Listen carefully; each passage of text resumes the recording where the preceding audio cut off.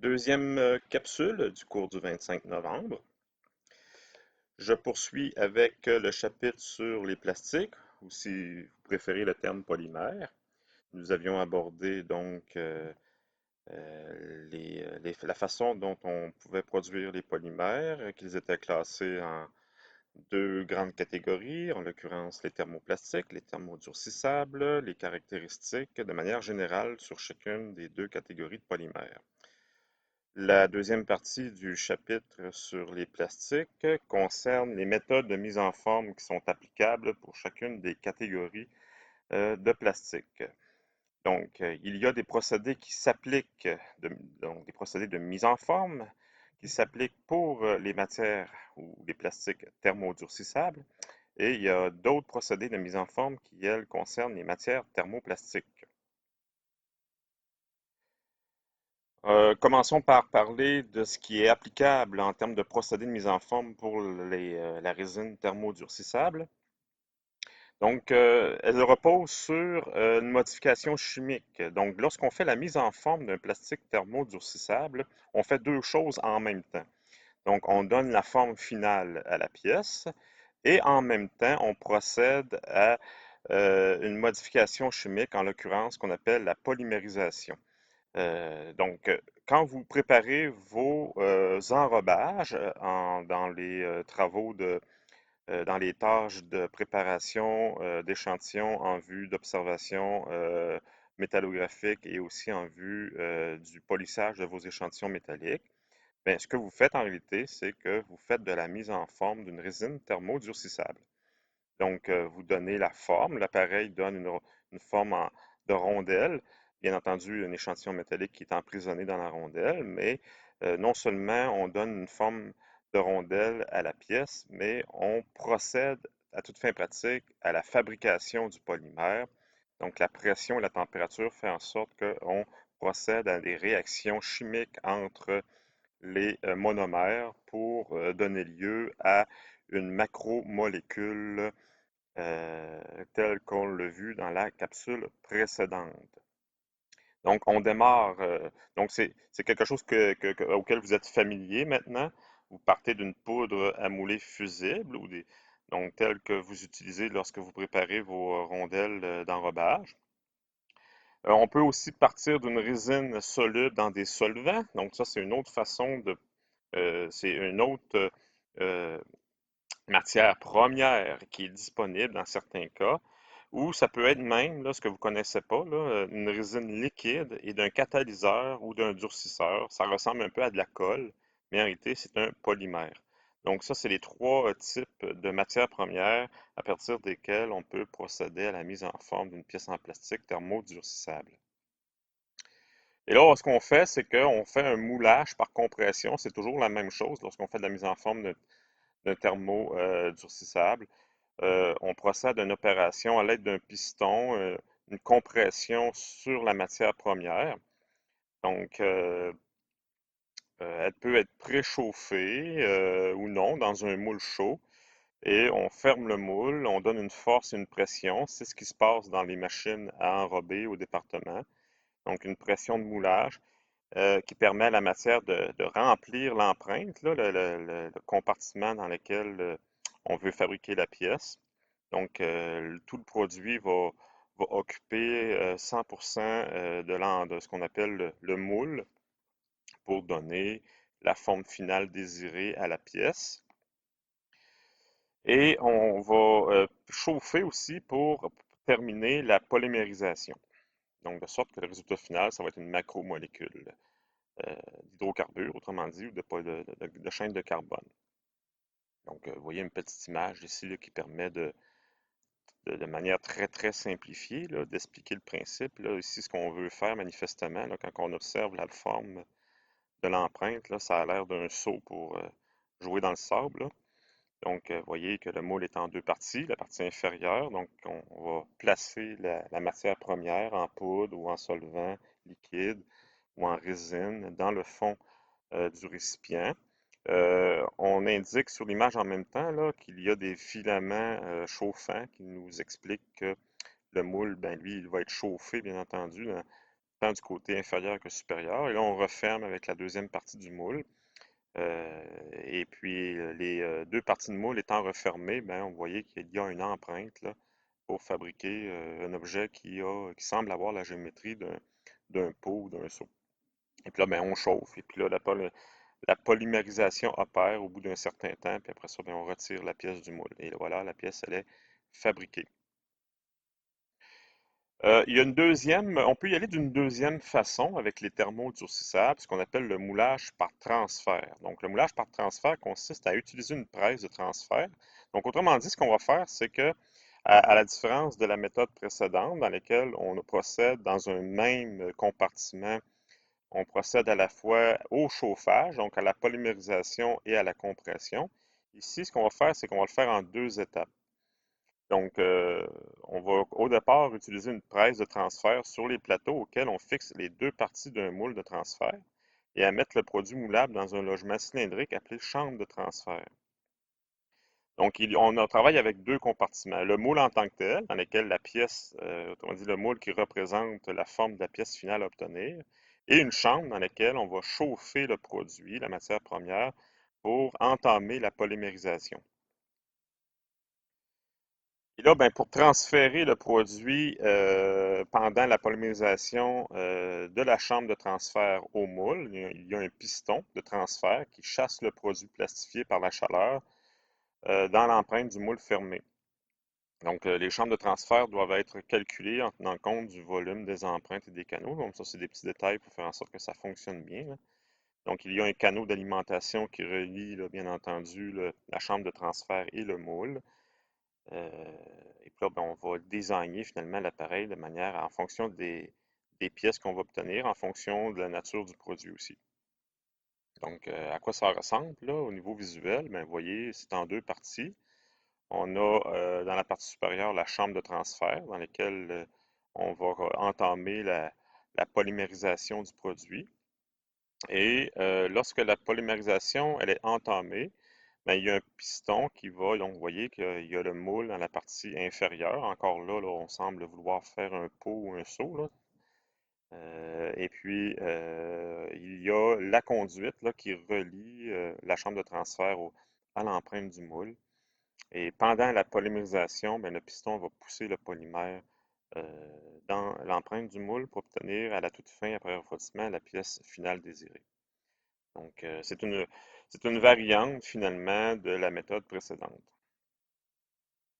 Donc, vous voyez que c'est quand même assez simple concernant les thermos durcissables. Il n'y a pas beaucoup de possibilités de faire de la mise en forme. Donc, c'est pas vraiment de la mise en forme par déformation plastique parce que, comme je l'ai expliqué précédemment dans la capsule précédente, on ne peut recourir à la déformation plastique avec les thermos durcissables. Donc, même en montant leur température, ils ne se comportent pas de manière plastique. Ce sont des plastiques qui sont plus rigides. Et les chaînes de molécules, les chaînes d'hydrocarbures euh, composant le thermodurcissable ne peuvent pas se plier et se déplier parce qu'ils sont attachés à plusieurs endroits, donc ce qui empêche toute souplesse des macromolécules, de la macromolécule euh, formant la pièce thermodurcissable. Donc, toute déformation plastique est impossible. Donc, on doit recourir à une méthode dite de polymérisation directe en même temps que la mise en forme. Donc, ça s'apparente un petit peu là, à de la fonderie là, au niveau des métaux. Là. Quand on fait de la mise en forme par fonderie, ben, bien entendu, là, le thermodurable n'est pas à l'état liquide, là, ben, en tout cas pas tout le temps. Mais lorsqu'on fait de la fonderie, ça ne fait pas du tout intervenir la déformation plastique. Donc, c'est le cas ici aussi pour les procédés de mise en forme des résines thermodurcissables. Voilà. Et maintenant, en ce qui concerne les opérations disponibles, applicables, autrement dit, pour les résines thermoplastiques, ben là, on a plus de possibilités. On peut recourir à la déformation plastique. Donc, dans les thermoplastiques, ben, la matière première, elle est déjà polymérisée. Donc, on n'a pas à faire d'opération de polymérisation. Et elle a un comportement thermoplastique, Bon, c'est pour ça qu'on les appelle les résines thermoplastiques. Ça veut dire quoi? Ça veut dire que lorsqu'on les chauffe moindrement, ces plastiques-là, ils deviennent ductiles parce que les chaînes ne sont pas attachées entre elles. Elles peuvent se plier, se déplier. Donc, ça permet de la souplesse, ça donne au matériau de la ductilité. Et même plus, là, c'est même plus que ductile. Là, on a vraiment un comportement caoutchoutique. Donc, c'est c'est très, très facile à mettre en forme, là. Pensez à de la gomme à mâcher un peu, là, qui est chaude, bien entendu, là. Euh, donc, c'est très, très, très ductile, à température moindrement élevée. Donc, de sorte que ça donne la possibilité de, des possibilités pratiquement illimitées sur la complexité des pièces qu'on peut fabriquer avec les thermoplastiques. On peut faire des films, des feuilles très minces ou des plaques. Euh, donc, on peut, à toute fin pratique, là, utiliser des procédés de laminage, d'extrusion, d'étirage, là, comme on est habitué à le faire avec les alliages métalliques. On peut faire aussi des opérations d'injection à l'état thermoplastique, donc c'est pas à l'état liquide, là, c'est à l'état thermoplastique, d'extrusion, comme je l'ai dit tantôt, de calendrage. Donc vraiment, le produit, il est porté à l'état visqueux ou viscoélastique. Donc ça lui donne une très grande aptitude à la mise en forme. Donc, on peut aussi faire du moulage par injection, comme il a été mentionné plus tôt. On peut injecter dans un moule chaud, thermodurissable, là, ou froid, thermoplastique, là. Donc, on peut, là, c'est marqué thermodurissable parce que de temps en temps, ça peut être possible de le faire pour les thermodurissable, ce type de moulage-là. Là, c'est la poudre fusible, là. Mais pour les thermoplastiques, ben, on le fait tel quel, là, déjà polymérisé. Et on peut y aller avec l'utilisation d'une vis sans fin afin d'alimenter le moule. Donc, une vis sans fin mobile en translation. Donc, ça ressemble à quoi? Ben, comme schéma de procédé, ça ressemble un peu à ça. Vous voyez un moteur qui est dans la partie droite de l'image, qui fait tourner une vis, là, qui est dans l'axe là, tout le long de l'image. Et puis, donc c'est une vis, fait que le polymère qui est injecté dans sa partie supérieure au centre. Ben, à l'état viscoplastique ou viscoélastique, ben, en faisant tourner la vis, ben, les filets de la vis forcent l'avancée du polymère vers la gauche et ça permet d'injecter le polymère dans un moule à l'aide d'une vis sans fin, autrement dit. Donc, ça fait un peu l'effet d'une pompe là, avec laquelle on peut pomper des liquides à l'aide d'une vis. Donc, vous voyez ici une autre image là, qui permet de représenter le moulage par injection. Donc le moule est dans la partie gauche de l'image. On peut y aller, ah oui, ici, c'est une vue de face là, où on indique qu'on peut remplir deux moules en même temps de chaque côté, en faisant sortir le polymère au bout de la vis là, de manière latérale là, de chaque côté. Donc, voilà.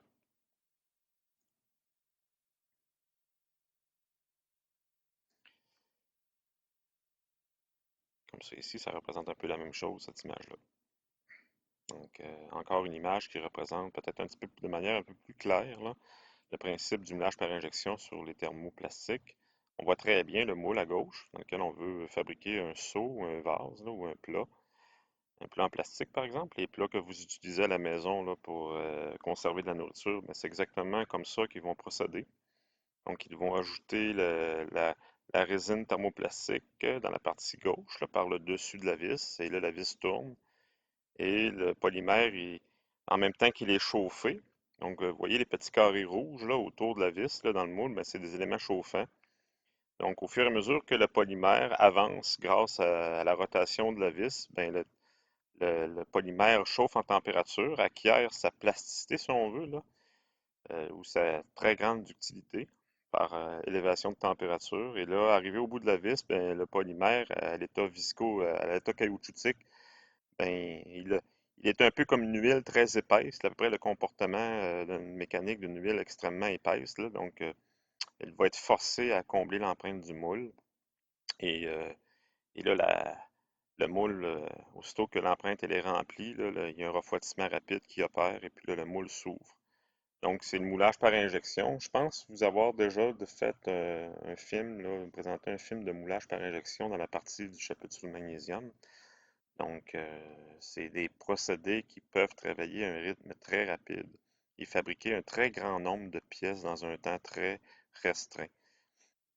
Donc, ça prend beaucoup de plats de plastique pour répondre à la, à la demande du marché. Donc, ici, vous voyez une vraie machine de moulage par injection pour les plastiques.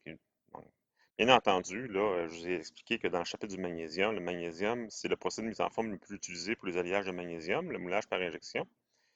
Et bien entendu, c'est pas les mêmes appareils. On ne peut pas utiliser le même appareil pour faire du moulage par injection de plastique euh, que pour les alliages de métalliques comme le magnésium, par exemple.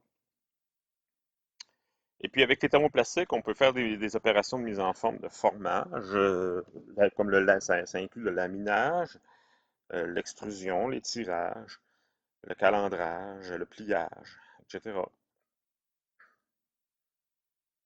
Donc, pour ce qui est du formage, on peut obtenir des pièces, des récipients, donc à partir de feuilles thermoplastiques.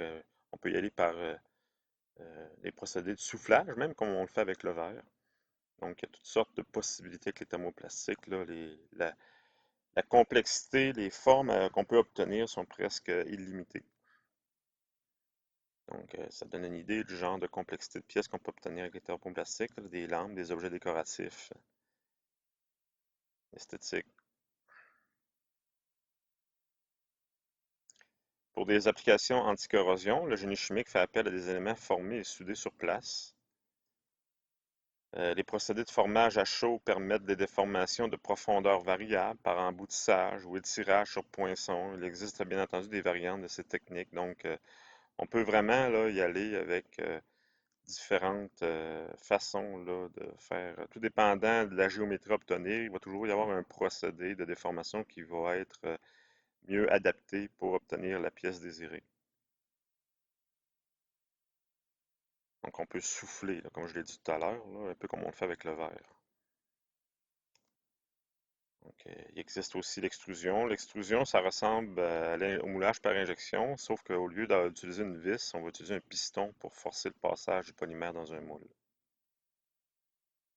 Donc, on peut, puis en même temps, ça permet aussi, c'est comme ça qu'on va fabriquer des gaines de protection pour la fabrication des fils électriques, par exemple. Voilà, ça complète sur le chapitre des polymères. Et puis là, ben, c'est certain que la capsule ne s'arrêtera pas là, comme ça. Là, je vais en profiter pour débuter un autre chapitre, là. Donc, vous vous rendez compte on arrive vers la fin. Il me reste ce chapitre-là à aborder, les céramiques. Il va me rester après, puis ça, je réserve ça peut-être pour la semaine prochaine. Oui, un dernier chapitre qui concerne les choix de matériaux, ce qui va représenter une espèce de synthèse ou qui va une belle conclusion au cours d'alliage léger après avoir vu, euh, après avoir décrit différents matériaux, tout ce qui est alliage métallique non ferreux, les céramiques, les polymères. euh, ben, je vais pouvoir vous montrer des outils qui permettent de faire des choix de matériaux en fonction d'une application donnée, en connaissant les caractéristiques ou en connaissant au départ le contexte d'utilisation d'une pièce, les conditions d'utilisation, ben, on peut en arriver à choisir le matériau le plus adapté pour répondre aux exigences d'une application donnée, en fonction des caractéristiques mécaniques exigées, en fonction des conditions de température, résistance au choc, résistance à la corrosion. Il existe des outils qui permettent aux concepteurs, aux métallurgistes, aux ingénieurs mécaniques de faire un choix de matériel le plus adapté pour une application donnée. Donc ça, je me réserve ça pour la semaine prochaine, là. Ça va prendre environ deux autres périodes de théorie. Pour cette semaine, je vais compléter avec les céramiques, ce qui va faire en sorte que la dernière période de cours théorique qui est prévue dans les alentours du 9 ou du 10, donc cette trois périodes-là, je la consacrerai à de la revision euh, pour mieux vous préparer pour l'examen final synthèse. Donc, c'est comme ça qu'on va, c'est à ça que ça va ressembler la fin de session dans le cours d'alliage léger. Euh, mais avant, ben, je vais aborder le chapitre sur les céramiques. Euh, je, je vous montre à chaque fois des images qui permettent d'illustrer l'utilisation, autrement dit, les champs d'utilisation du matériau concerné par le chapitre, donc les céramiques, ou on pourrait aussi utiliser le terme réfractaire. Les céramiques, c'est plus général, mais la plupart des céramiques ont un caractère réfractaire. Réfractaire, ça veut dire quoi? Ça veut dire qu'ils ont une très grande résistance à la chaleur et à la corrosion, et surtout à l'oxydation à haute température. Donc, c'est ce que ça veut dire réfractaire. Et la plupart des céramiques ont comme principal avantage ces propriétés-là de résistance à l'oxydation, résistance aux hautes températures. Donc, j'ai mis un creuset dans lequel un creuset destiné à recevoir du métal en fusion. C'est un creuset en alumine ici, on le devine de par la couleur. L'alumine est très blanche. Ça peut être aussi, elle peut contenir aussi de la silice et aussi de l'oxyde de magnésium. Donc, les creusets qu'on en a quelques-uns au département de ce genre de creuset-là qu'on destine uniquement au four induction qui est dédié à la fonte des ferreux, des aciers et des fontes. Parce que les alumines, comme on va voir tout à l'heure, ben, ils peuvent résister à de très grandes températures. Donc, quand on fusionne de l'acier, là, on porte le métal à 1700 degrés C. Donc, c'est pas tous les matériaux, c'est pas tous les réfractaires qui se comportent bien exposés à ce niveau de température-là. J'ai mis aussi des briques on en a aussi quelques-unes comme ça au département. Des briques qui vont servir à la construction de fours en métallurgie, entre autres la construction des cuves d'électrolyse pour soit l'aluminium ou le magnésium, pour les fours de traitement thermique aussi. Donc, ça prend des matériaux pour la construction de ce genre d'équipement-là qui sont à la fois capables de résister à des hautes températures. Donc, quand on parle d'une cuve d'électrolyse pour l'aluminium, on a vu au début de la session que la température du sel était autour de 930 degrés C et que le produit est légèrement corrosif aussi. Donc, ça prend des matériaux capables de résister à ces conditions-là. Puis, même à ça, les matériaux utilisés pour la construction des cuves d'électrolyse se font quand même, se détériorent à un certain rythme, de sorte qu'à toutes les 2 à 3 ans, là, on est obligé de recourir à à des opérations de réfection de cuve. Donc, on remplace, on arrête la cuve, on défait la cuve, on enlève les vieilles briques qui sont détériorées, puis on les remplace par des nouvelles. Et vous voyez justement, par exemple, un wagon là, dans une usine, je pense que c'est justement un hall d'électrolyse là, dans lequel on achemine, on fait la réfection de cuves, on amène les réfractaires là, près des cuves pour les reconstruire. Et puis j'ai mis une image aussi qui permet de... Ici, c'est une image c'est un four pour l'élaboration des aciers. Ben, eux-mêmes, à l'intérieur du four, là, la gaine extérieure, c'est fait en acier, mais à l'intérieur, tout est recouvert de briques réfractaires. Donc, c'est, c'est pour vous montrer que les céramiques sont essentielles en métallurgie parce que ça prend des matériaux très résistants aux températures et à l'oxydation pour être capable de bien se comporter en contact avec des métaux à l'état liquide qui sont parfois très chauds. Là, quand on parle des alliages de titane ou des aciers, on travaille à des températures très élevées. Donc, les céramiques, ce sont nos amis en métallurgie.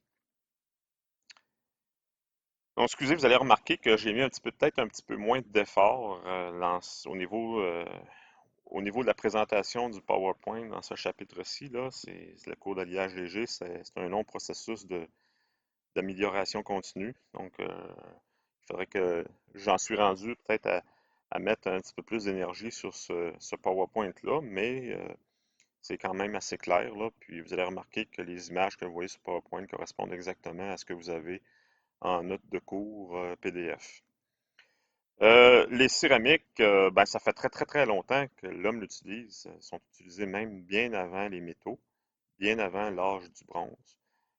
Parce que pourquoi? Parce que les molécules de céramique, pour faire des céramiques, on utilise des, des minéraux qui sont déjà disponibles tels quels dans la croûte terrestre, sans trop de transformation, disons. De sorte que, bon, ben, les humains, depuis beaucoup de temps, depuis plusieurs dizaines de milliers d'années même, là, a été capable d'utiliser ce qu'il avait disponible dans la Terre pour essayer de fabriquer des objets qui lui étaient utiles, comme ce genre de pièce-là, là, un genre de, je m'en allais dire un pot, là, il y a un terme, j'ai un blanc de mémoire, là, une pièce de poterie qui pouvait peut-être servir à transporter de l'eau à partir d'une source d'eau pour l'amener au village. Bon. Fait que ça fait très longtemps que ça existe. On en découvre dans le domaine de l'archéologie. On découvre des pièces en céramique, en argile, entre autres, qui sont fabriquées depuis très, très, très longtemps. Donc, ces céramiques-là, souvent, ce sont des argiles.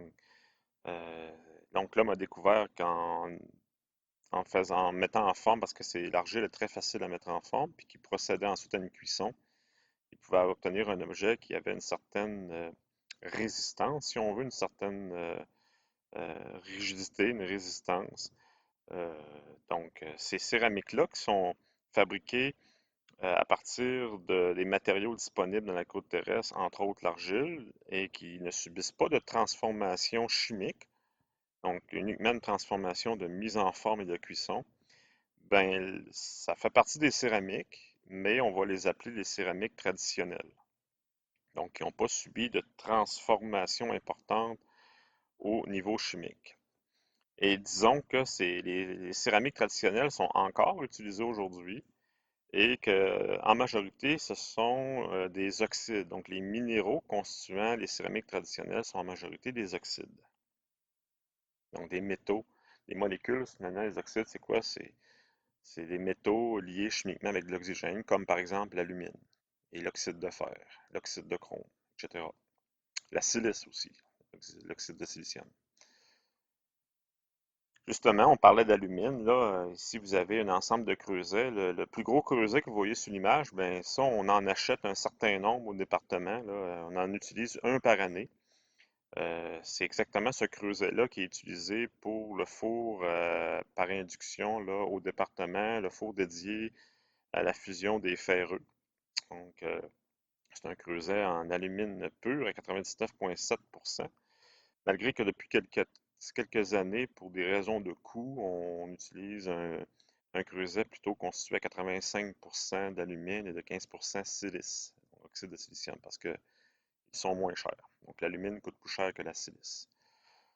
Donc ça, c'est un exemple de céramique traditionnelle. C'est-à-dire qu'on utilise le fabricant qui fabrique le creuset en tant que tel. Tout ce qu'il fait, lui, c'est qu'il achète de l'alumine pure, la même alumine que les alumineries achètent pour fabriquer l'aluminium, c'est exactement la même.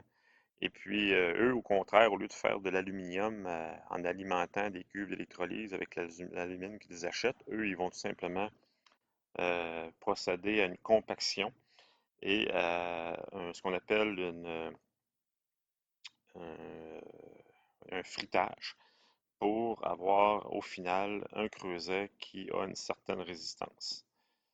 Donc, ça, c'est un exemple de céramique traditionnelle. Il n'y a pas autre transformation qu'on part de la matière première, on la compresse, on la chauffe, puis on obtient la pièce.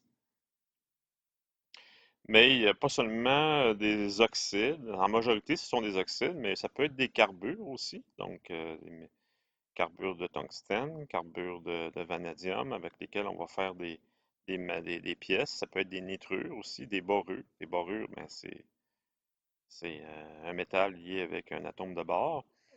On peut aussi faire des ciments et des matériaux carbonés. Donc, il y a tout un éventail de céramiques traditionnelles aujourd'hui qui sont utilisées aujourd'hui encore. Euh, pour comprendre des propriétés, entre autres des propriétés mécaniques, mais ça aussi, ça permet d'expliquer les propriétés physiques des céramiques, des réfractaires. Il faut se souvenir de un peu comment les atomes sont organisés entre eux chez, entre autres, les oxydes, donc les molécules d'oxyde, les minéraux. Donc, au contraire des métaux, les métaux, vous savez que les atomes sont empilés en réseau cristallin, cubique centré, cubique face centré, et les électrons périphériques de chaque atome sont libres d'aller où ils veulent. On appelle ça un lien métallique, donc c'est une espèce d'atome qui baigne dans un nuage d'électrons, et les électrons périphériques n'appartiennent pas à un atome en particulier, ils peuvent voyager, de sorte que ça permet aux métaux, ça permet aux atomes de pouvoir défaire, de changer de voisin quand même assez facilement, puis de faire les plans de glissement. Donc, c'est ce qui permet aux métaux d'avoir un comportement ductile sans élever leur température.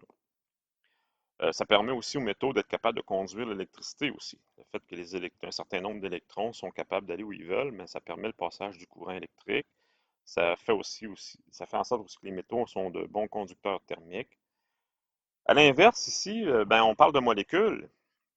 Donc, les céramiques, c'est un assemblage de molécules avec des liens covalents ioniques. Donc, à l'inverse, c'est que ici, les atomes sont liés entre eux, mais sont coincés avec leurs voisins. Ils ne peuvent pas changer de voisin. C'est impossible. Donc, ils partagent les électrons toujours avec les mêmes atomes. Donc, ici, vous avez un exemple. Là, ça pourrait être une molécule d'alumine ou de silice, oxyde de silicium ou oxyde d'aluminium. Et puis, vous avez l'atome d'oxygène qui est représenté en rouge. On en avait quatre ici dans l'exemple. Puis l'atome métallique qui est représenté en bleu. Fait que, on a un atome métallique là, qui est ici, par exemple, lié avec quatre atomes d'oxygène. Les atomes d'oxygène, eux-mêmes, ils vont faire des liens, là, parce qu'un atome d'oxygène, c'est capable de faire deux liens. Donc, on pourrait s'imaginer que chaque atome d'oxygène a fait un autre lien plus loin avec d'autres atomes métalliques. Donc, c'est un réseau comme ça, tissé serré. Et les électrons qui participent à la liaison entre les atomes du métal et d'oxygène, ils voyagent uniquement autour des deux atomes. Donc, de temps en temps, ils vont faire un petit tour, là, les électrons périphériques vont faire un petit tour autour de l'atome d'oxygène, puis ils reviennent faire quelques petits tours autour de du métal, et ainsi de suite, là. Donc, les électrons ne peuvent pas changer peuvent pas partir de là. Donc, ils sont obligés de participer à la liaison entre les deux mêmes atomes. Et là, ça fait une grosse différence là, par rapport au comportement des métaux, par exemple. Donc, à plusieurs niveaux. Ça empêche le matériel d'avoir un comportement ductile. On ne peut pas faire glisser de plan. Si on, autrement dit, si on décide de vouloir faire glisser les atomes les uns des autres, ça va impliquer une rupture des liaisons, donc une rupture de la pièce. Le matériel est aussi pas du tout conducteur électrique, parce que les électrons ne peuvent pas voyager là-dedans, ni thermique. Ce sont des isolants thermiques pour la même raison. Qu'est-ce qui fait qu'un matériel est un bon conducteur de chaleur? C'est à cause de la possibilité des électrons aussi de voyager. Lorsque vous remarquez, là, si vous avez une tige de métal et que vous chauffez avec juste une seule extrémité et que vous touchez à l'autre extrémité, rapidement, vous allez sentir que la chaleur a voyagé. En réalité, ce qui arrive, c'est que les électrons qui sont chauffés, qui acquièrent de l'énergie là, en chauffant une extrémité, eux, ils peuvent voyager puis ils peuvent rapidement transférer cette énergie-là de l'autre côté de la tige. Mais ici, étant donné que les électrons ne peuvent pas voyager, c'est beaucoup plus, le processus de conductivité thermique est beaucoup plus lent.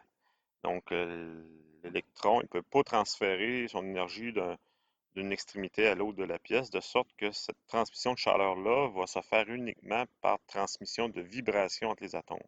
Donc, c'est un processus qui est beaucoup plus lent. Donc, la conductivité thermique est moins forte pour les céramiques que pour les métaux.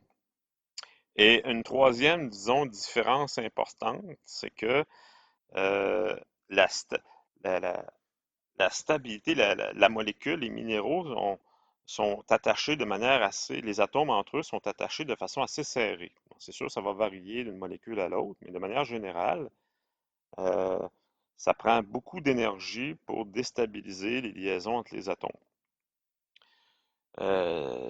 Donc, de sorte que ce que ça crée, c'est que ça crée que lorsqu'on chauffe le matériel à l'état solide, il faut atteindre des énergies très élevées pour le mettre à l'état liquide ou encore pour faire en sorte de, de faciliter son oxydation avec, par exemple, l'oxygène de l'air. Donc, ça donne des matériaux qui sont très difficiles à oxyder. Donc, ils ont déjà leurs électrons, en- ils ont leur couche périphérique complète par partage d'électrons. Donc, ils ne sont pas intéressés à s'oxyder avec autre chose. Et ça fait aussi l'intensité des liens entre les atomes fait renforcer la phase solide, fait en sorte aussi que la température ou l'énergie à atteindre pour briser les liens de façon à porter les atomes à l'état liquide est très élevée. Donc, ça donne un caractère réfractaire au matériel, le fait que les atomes sont liés entre eux par des liaisons covalents ioniques. Donc, ici, vous avez l'exemple de l'alumine, là. La molécule d'alumine, mais c'est deux atomes d'aluminium liés chimiquement avec trois atomes d'oxygène. Et pourquoi deux atomes d'aluminium avec trois oxygènes? Ben, il y a une raison précise pour ça. C'est à cause du nombre d'électrons périphériques respectivement présents sur l'atome d'oxygène et sur l'atome d'aluminium. L'atome d'aluminium, vous le voyez, il est très bien représenté sur l'image. Là, c'est l'aluminium, il est numéro 13 dans le tableau périodique. Donc, il a 13 protons dans le noyau. Donc, le noyau, c'est le grand cercle rouge que vous voyez au centre de l'atome. Là-dedans, il y a 13 protons. Il y a des neutrons aussi, là. Il y en a à peu près, il y a des atomes qui en ont 13, des neutrons, d'autres atomes qui en ont 14. Euh, mais il y a toujours 13 protons dans un atome d'aluminium. C'est ce qui le définit comme étant un atome d'aluminium. Il y a aussi 13 électrons. On sait que généralement, dans la nature, ben, théoriquement, là, les atomes ont une quantité égale de protons et d'électrons pour qu'ils soient à l'équilibre. Du moins, ils vont tendre vers avoir le même nombre d'électrons que de protons.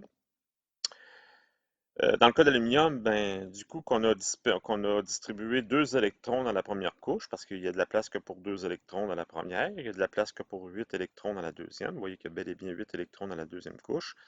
Restent les quatre autres électrons, non, les quatre autres, les trois autres électrons à placer, qui sont dans la troisième couche. Donc, il y a trois électrons. Les atomes, leur objectif là, dans la nature, c'est de compléter leur dernière couche électronique.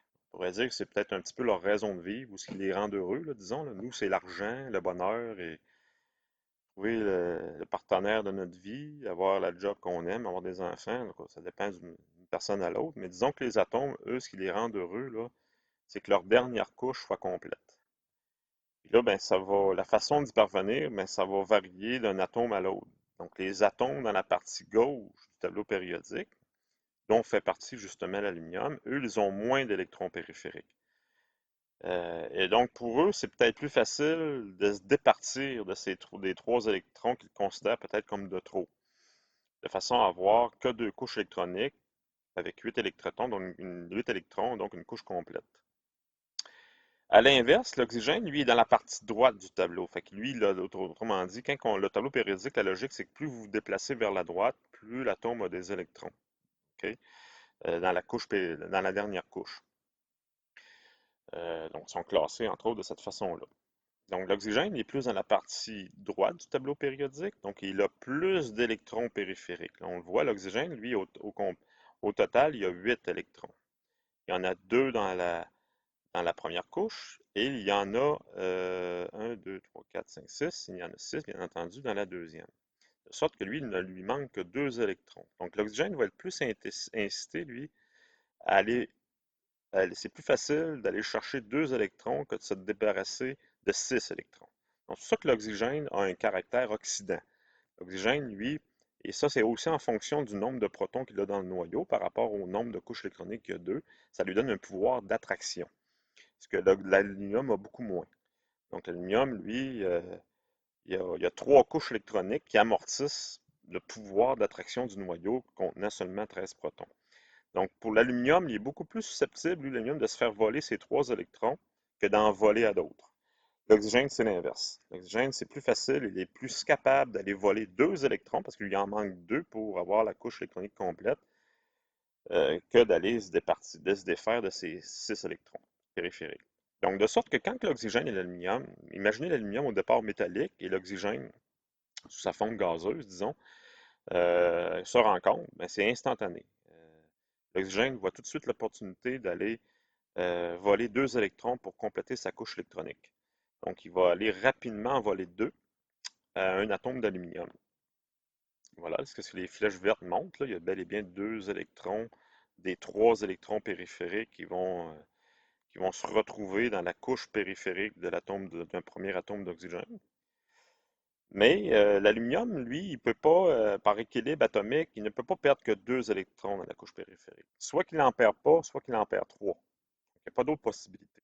Donc, son degré d'oxydation, c'est 3 plus dans le tableau périodique. Donc, il ne peut pas en perdre rien qu'un, ou n'en perdre rien que deux, n'en perdre un, c'est impossible. De sorte que ça va prendre, pour aller voler le troisième électron, ça va prendre un deuxième atome d'oxygène. Donc, vous voyez, là, la flèche verte du milieu s'en va dans la couche périphérique d'un deuxième atome d'oxygène. Mais l'oxygène, lui, ne peut pas voler qu'un électron. Soit qu'il en vole deux, soit qu'il n'en vole pas. Donc là, ça va prendre un deuxième atome d'aluminium pour aller voler un deuxième électron pour que la deuxième couche électronique du deuxième atome d'oxygène soit complète à son tour. Mais là, le deuxième atome d'aluminium ne peut pas en perdre rien qu'un, il faut qu'il en perde trois ou pas pantoute. Donc, les deux autres électrons qui restent à être volés, ça va prendre un troisième atome d'oxygène. Là, ça donne bien. OK? Il reste deux électrons à voler d'aluminium. L'oxygène, le troisième atome d'oxygène, lui, ça y en prend deux. Et voilà.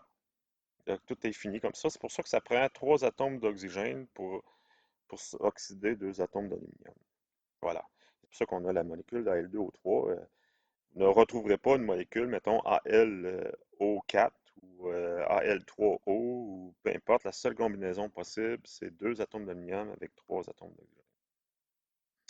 Donc, pour ceux qui n'aiment pas la chimie, là, vous êtes vraiment servis là, dans cette capsule-ci. Hein. Selon le cas, les liaisons posséderont un caractère prédominant ionique ou covalent, ce qui influencera fortement les propriétés de céramique. Donc, si vous vous souvenez un petit peu de votre cours de chimie puis du secondaire, ou même de celui aussi que vous avez eu au cégep, ben, euh, quand vous avez affaire à deux atomes différents, tout dépendant de la différence de force d'attraction des noyaux entre les deux atomes, celui qui se fait oxyder et celui qui oxyde, comme dans le cas dans la molécule d'alumine, l'aluminium est l'oxydé, l'oxygène est l'oxydant ou encore le réducteur. Non, l'oxydant, c'est-à-dire, l'aluminium, c'est le réducteur. Il donne ses électrons et il réduit l'oxygène.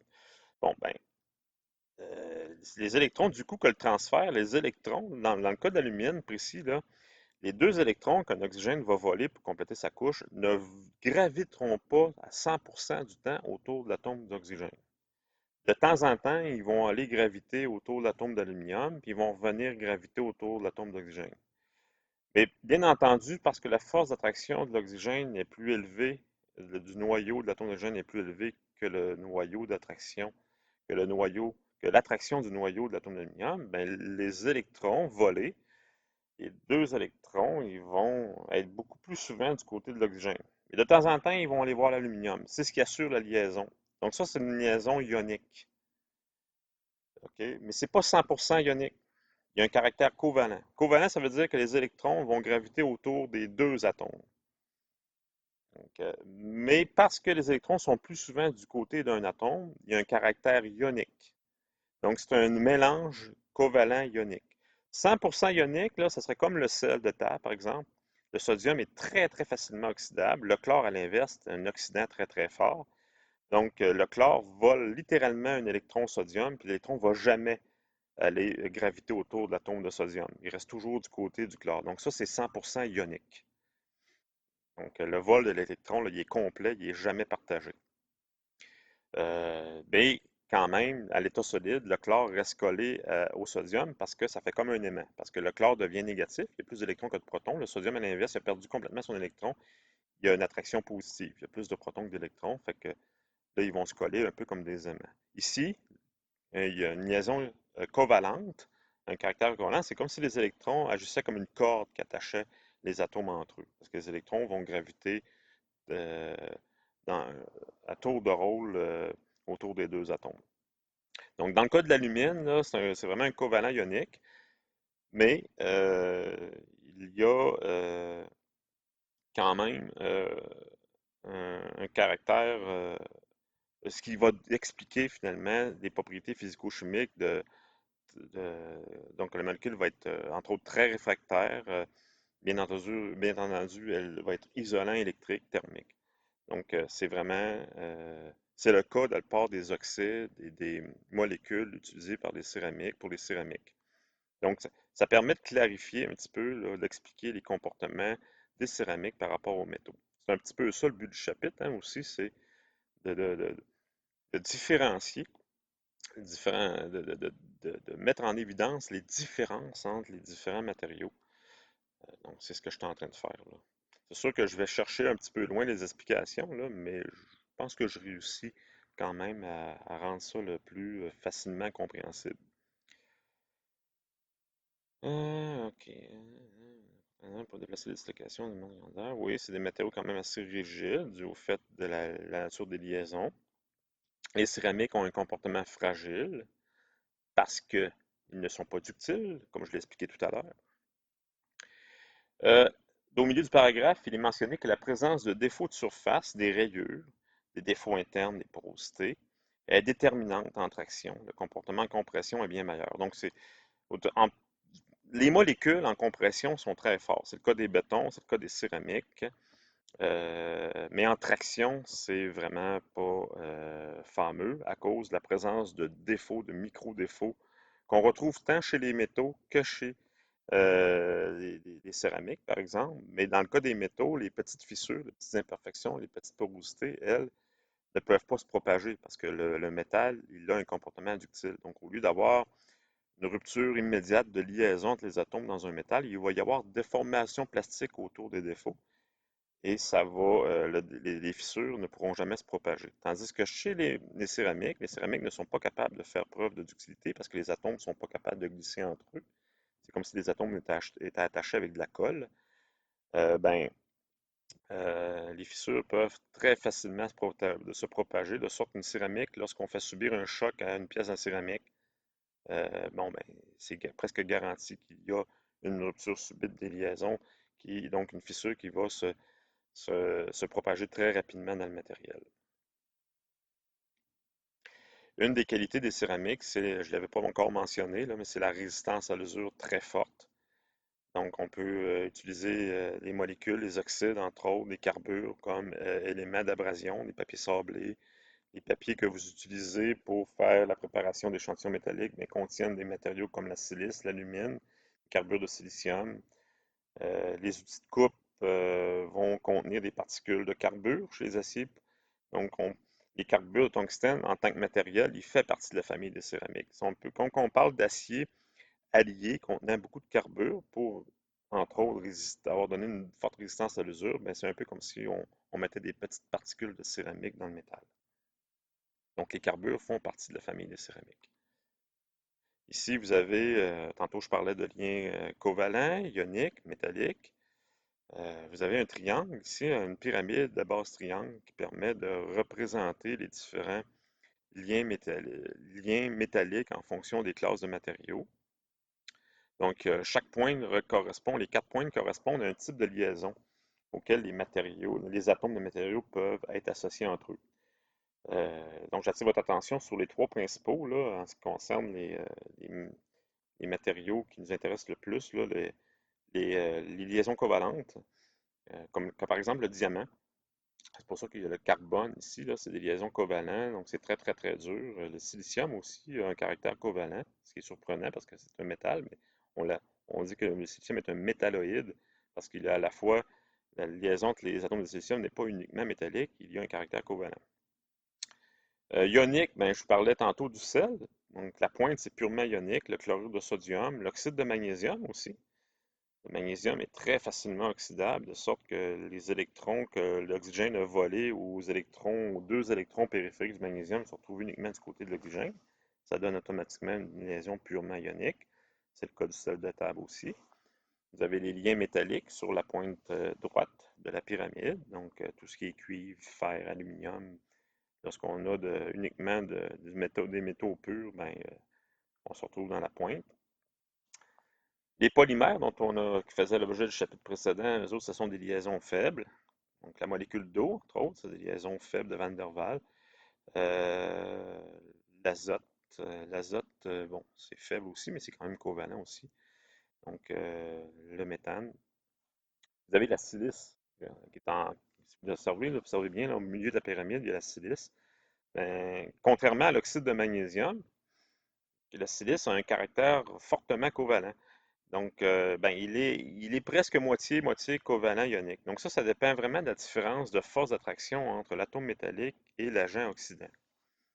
Donc, ici, le silicium résiste quand même, a su dire son mot, là. Il ne s'est pas fait voler complètement ses électrons en face de l'oxygène. Les électrons vont quand même assez souvent tournoyer autour de l'atome de silicium, de sorte qu'on n'a pas un lien uniquement ionique, il y a un caractère covalent. Voilà. Et puis, chez les métaux, ben, il y a les alliages métalliques, tungstène, étain, fer, qui ont des caractères covalents, mais ça, c'est, euh, c'est pas l'objet du cours, ce type de liaison-là. À titre indicatif, vous avez un tableau qui représente un petit peu, là, donner une idée là, des résistances là, qu'on peut avoir avec les matériaux réfractaires. Vous avez toute une classe de produits en alumine ici, là, partant de, de presque pur, là, à un mélange silicium, silice. Donc, vous voyez que plus il y a de l'alumine, donc 20 à 25% d'alumine, etc., ça va jusqu'à 95% d'alumine mélangé avec la silice, bien, plus la température d'affaiblissement est élevée. Donc, plus il y a d'alumine dans un réfractaire, plus le réfractaire, la céramique, est résistante aux hautes températures. Donc, par contre, ça fait un matériau qui est plus lourd. L'alumine est plus lourde que la silice. Donc, on le voit là, dans la dernière colonne. Vous avez aussi des indications de résistance à la compression en mégapascal. Plus il y a de l'alumine, plus c'est résistant. Vous avez dans la deuxième partie du tableau des réfractaires basiques, qu'on dit basiques. Donc, la magnésie, la MgO, qui est un réfractaire dit basique, qui est utilisé dans certains équipements de fours d'élaboration des aciers, des fours dits basiques. Euh, donc, l'oxyde de magnésium, qui est plus réfractaire que l'alumine encore. Donc, on le voit par les températures de résistance pyroscopique et températures d'affaiblissement aussi qui sont plus élevées. Donc, c'est des exemples là, pour comparer les différents types de céramique qui sont ici. Un autre tableau intéressant ici concerne d'autres types de céramique, entre autres le diamant, les carbures, les nitrures, l'alumine qui est présenté ici aussi, le quartz qui est la silice. Vous avez même l'acier trempé là, qui permet, à titre de comparaison. Donc, regardez le diamant au niveau de ses propriétés mécaniques, dureté, résistance à la compression, température de fusion de décomposition. Donc, vous voyez comment c'est élevé. Le diamant est le matériau le plus dur qui soit. Il atteint une dureté en échelle Knup de 8000, donc il n'y a pas rien de plus dur que ça. Donc, chaque atome, un atome de carbone, c'est capable de faire 4 liens. Donc, dans un diamant, les atomes de carbone font 4 liens avec d'autres atomes de carbone, ce qui donne un réseau extrêmement solide, très difficile à défaire. Donc, vous voyez, par la température de fusion de décomposition est très élevée. Donc, c'est très stable au niveau thermodynamique, le diamant. Il n'y a pas rien de plus stable que ça, ce qui va donner une très forte résistance. Vous avez les nitrures, le nitrure de bore, entre autres, qui est extrêmement dur aussi, moins que le diamant, mais très très dur. Et puis là, ben, en ordre décroissant, là, vous avez les carbures de bore, carbures de titane, qui sont très très durs aussi, carbure de silicium, carbure de tungstène, l'alumine aussi, qui est considéré comme étant très dur aussi. Puis là, après ça, ben, ça s'en va avec des matériaux dont les duretés là, tombent dans d'autres catégories, là, moins dures, moins rigides aussi en même temps. Donc le quartz, la silice vitreuse. Et à titre comparatif, regardez l'acier trempé, là. L'acier trempé à plus haute teneur en carbone. On parle de minimum 0,7% de carbone trempé, mais on atteint à peine 800 euh, kNoop. Voilà. Ce que je vais faire à ce stade-ci, là, je me rends compte que le temps file, donc je vais compléter, je vais arrêter ici la deuxième capsule, puis je vais reprendre, je vais compléter le chapitre sur les céramiques dans une troisième et dernière capsule, ce qui va compléter pour le cours du 25 novembre. Voilà.